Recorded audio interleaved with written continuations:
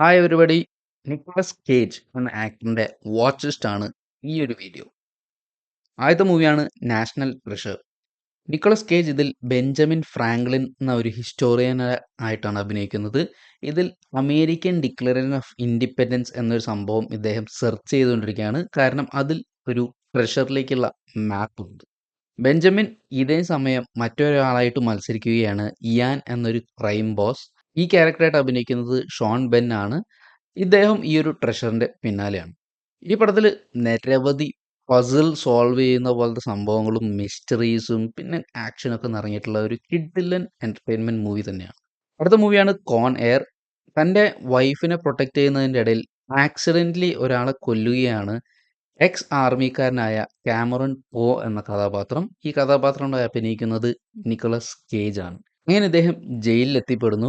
അവിടുന്ന് പരോൾ സമയത്ത് മറ്റു ഹൈ റിസ്ക് ആയിട്ടുള്ള പ്രിസണേഴ്സിന്റെ കൂടെ പ്ലെയിനിൽ മറ്റൊരു പ്രിസണിലേക്ക് കൊണ്ടുപോകുന്നു. ആ ഒരു പ്ലെയിനിന്റെ നിക്നെയിമാണ് കോൺ എയർ. ഇത് കുറച്ച് ക്രിമിനൽസ് എങ്ങനെ ഹൈജാക്ക് ചെയ്യുന്നു എസ്കേപ്പ് ചെയ്യാനായിട്ട്. ഈ പടത്തിൽ ഉള്ള ബാക്കി ആക്ടേഴ്സ് ആണ് ജോൺ മാൽക്കോവിച്ച്, ജോൺ ക്യുസാക്, സ്റ്റീവ് ബുഷെമി. ആൻഡ് ഇത് നിക്കോളസ് കേജ് തന്നെ one of the best action movies തന്നെയാണ്. ലിസ്റ്റിൽ അവസാനമുള്ളതാണ് നെക്സ്റ്റ്.